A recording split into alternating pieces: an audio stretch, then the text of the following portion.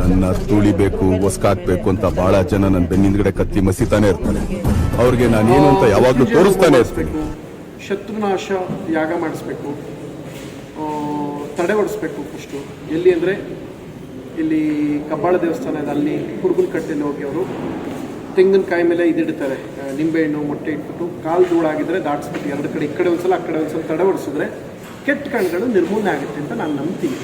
ಇಲ್ಲಿ ನಮ್ಮ ಬಂಡಿ ಮಕ್ಕಳಮ್ಮ ದೇವಸ್ಥಾನದಲ್ಲೂ ತಡೆ ಹೊಡಿತಾರೆ. ಹೌದು, ಬಂಡಿ ಮಕ್ಕಳಮ್ಮ ದೇವಸ್ಥಾನದಲ್ಲಿ ಇದೆ. ಎಲ್ಲ ನಮ್ಮ ದೇವ್ರಿ, ನಮ್ಮ ಗ್ರಾಮ, ನಮ್ಮ ಹಳ್ಳಿ ದೇವತೆಗಳಿವರಲ್ಲ ಪವರ್ಫುಲ್ಲು, ಎಲ್ಲರಿಗಿಂತ ಪವರ್ಫುಲ್ಲು. ದೇವ್ರ ಹತ್ರ ಎಲ್ಲ ಬಿಟ್ಬಿಟ್ಟು ಶರಣ ಬಿಡಬೇಕು. ಏನಾಗುತ್ತೆ ಅದು ನಮ್ಮ ಅಹಂಕಾರ, ನಮ್ಮ ದೊಡ್ಡಸ್ತಿಗೆ ನಾನು ಎಲ್ಲ ಬಿಟ್ಟು ಹೋಗ್ಬಿಟ್ರೆ ದೇವ್ರು ಯಾವತ್ತೂ ಕೈ ಇದೆ.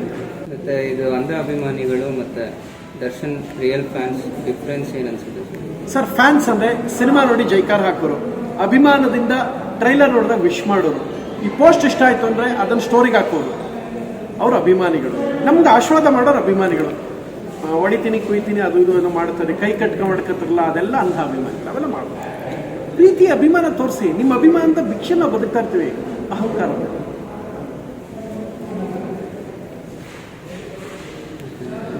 ಸರ್ ನೆಕ್ಸ್ಟು ಕರ್ನಾಟಕ ಅಳಿಯಾಗೆ ದರ್ಶನ್ ಸರ್ ಬ್ಯಾಕ್ ಎಂಡಲ್ಲಿ ವಾಯ್ಸ್ ಓವರ್ ಕೊಟ್ಟು ಇದು ಮಾಡ್ತಾರೆ ಅಂತ ಹೇಳಿದ್ರಿ ಸರ್. ಎಲ್ಲ ಇತ್ತು ಸರ್, ಹಿಂಗೆ ಮಾಡಿ ಇಟ್ಬಿಟ್ಟವ್ರು ಎಲ್ಲ ಟ್ರಾಲ್ ಪೇಜ್ ಏನೇನೋ ಹಾಕಿ ಅವ್ರಿಬ್ರಿಗೂ ಇದೇ ಇಲ್ಲ ಅಂತ.